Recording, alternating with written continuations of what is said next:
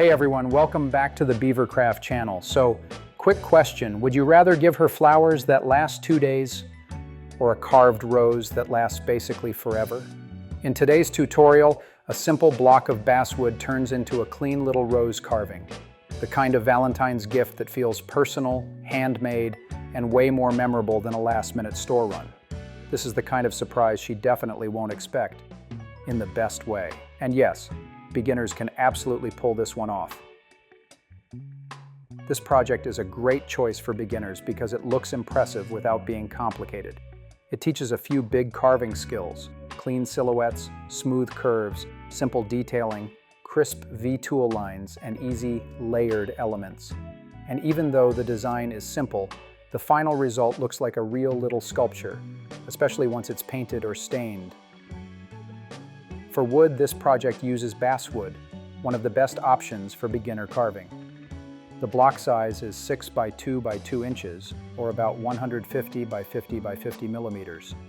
Basswood is smooth, soft, and easy to cut, which is exactly what you want for curved shapes like petals and leaves.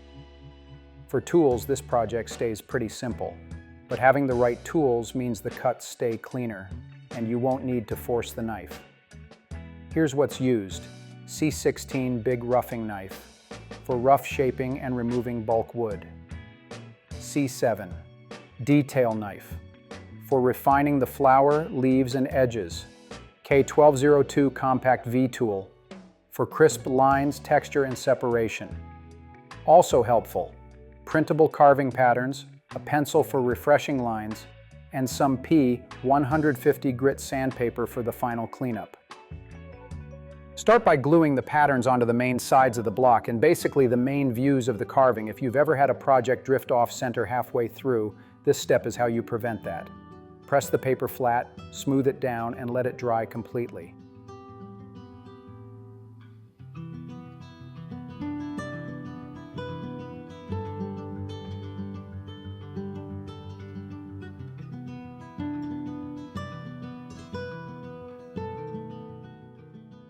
Once the patterns are dry, start roughing out the silhouette. Start on 2 opposite sides first. This keeps the block stable and makes it easier to track your shape. Using the roughing knife, carve away the extra wood around the bud, the stem, and the leaves. And here's a quick beginner rule: don't carve exactly on the line right away. Stay just a little outside the pattern and save precision for later.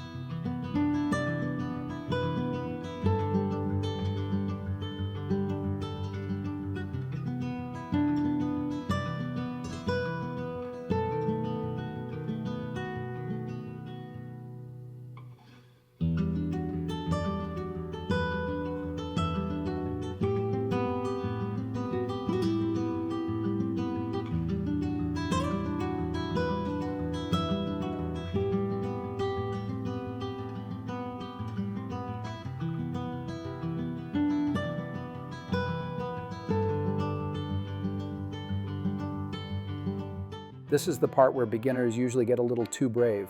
The leaf area is thin and it's easy to remove more wood than intended, so slow down here. A good trick is to carve around the leaf first, almost like outlining it, and only then remove the surrounding wood. Does it take longer? A little? Does it save the project? Absolutely.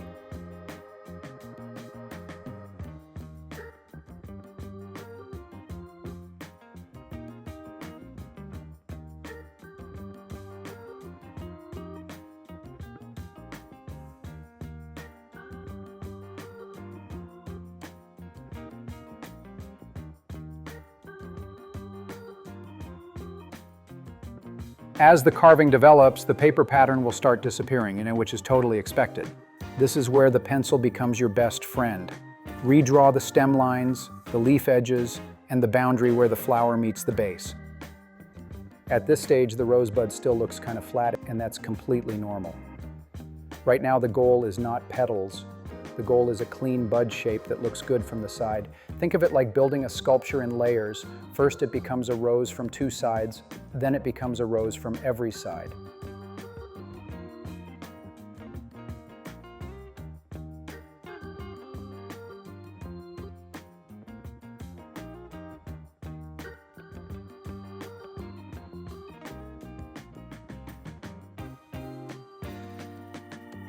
Now turn the piece and carve the other sides to create a full 3D shape. Remove wood gradually and keep checking the form from all angles.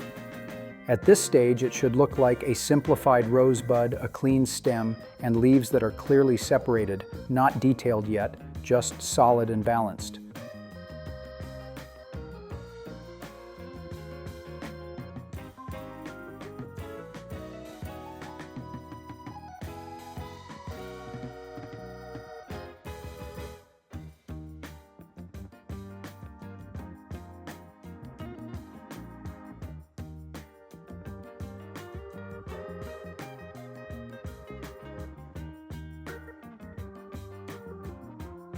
Now it's time to define the pot, the base the rose grows from.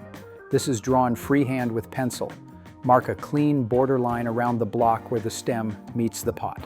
Don't overthink it. The pot is meant to be simple. It's basically a clean stage for the rose.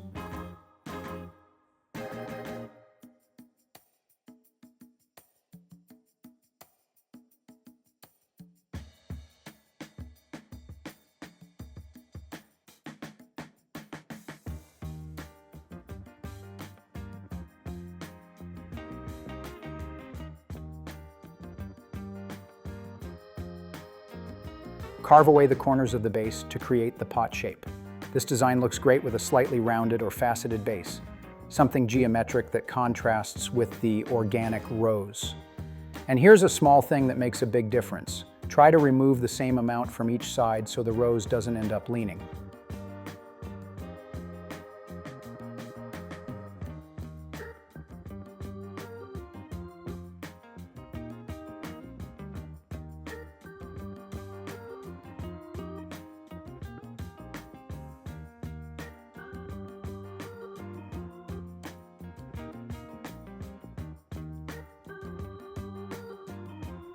Next up, sepals. If that word sounds unfamiliar, here's what it means. Sepals are those small leaf-like pieces under the rosebud, the part that makes the bud look attached and real. Sketch a few simple sepal shapes with pencil around the base of the bud, then use the V tool to cut clean lines along your pencil marks. This is one of those steps where the carving suddenly looks sharper, even though you didn't carve much wood away.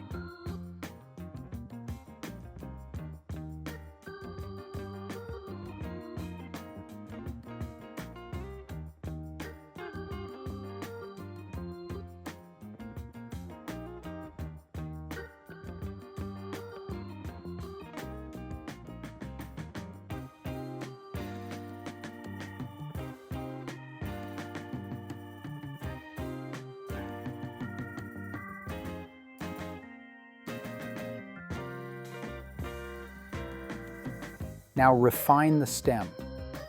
Smooth the surface with the detail knife, then add light vertical texture lines with the V tool. Keep it subtle. just enough to catch light and give the stem a natural look. And if the lines aren't perfectly straight, good, real stems aren't either.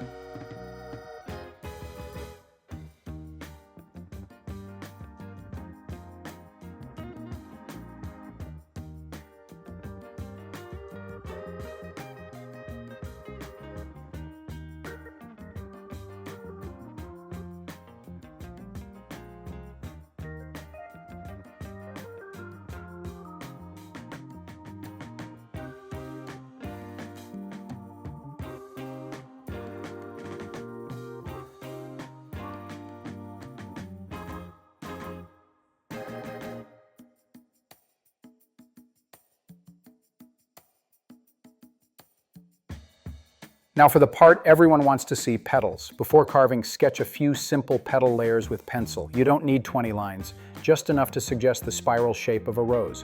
Carve the petals slowly, one at a time. Use shallow cuts to separate layers and create small undercuts. Those undercuts are what create shadows, and shadows are what make petals look real. A good pace here is cut, check, adjust, and repeat. If you go too deep too fast, the bud loses its shape. So take your time. This is where the rose gets its character.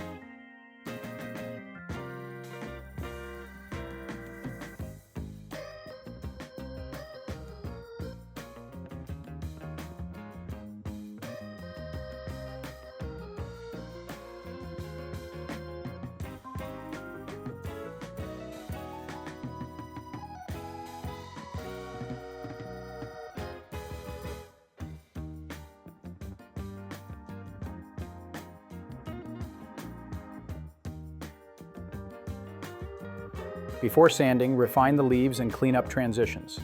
Sharpen the leaf edges slightly, clean the joints where the leaves meet the stem, and remove fuzzy fibers. And here's a quick check. If the carving looks good even before sanding, it's going to look amazing after.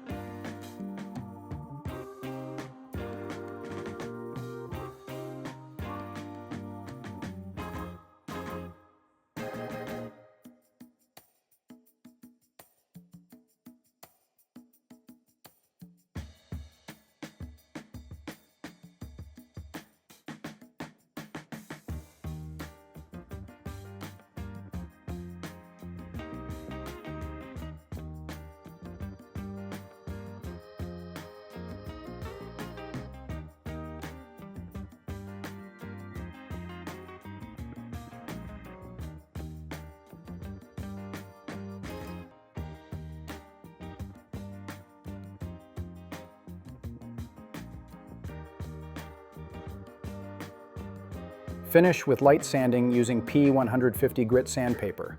Focus mostly on the pot and the larger surfaces. For the flower, use a gentle touch. Sanding too much can blur the petal edges. The goal is a clean finish, not a melted-looking rose. And if you want to take it one step further, this is the perfect project to paint. A little red on the bud, green on the stem, and a darker tone for the base makes everything pop. And that's the finished rose. Simple design, beginner-friendly carving, and a gift that feels one of a kind. It's perfect for Valentine's Day. And honestly, this is the kind of handmade surprise that makes her stop and go, "Wait, you made this?" But it also works for anything. Anniversaries, birthdays, or just a, "Hey, I made this for you" moment. If this video inspired you to carve your own version, hit like and drop a comment below. We'd love to know how yours turned out. If you're new to the channel, subscribe for more beginner-friendly carving projects, patterns, and step-by-step videos. And as always, keep carving, and we'll see you in the next one.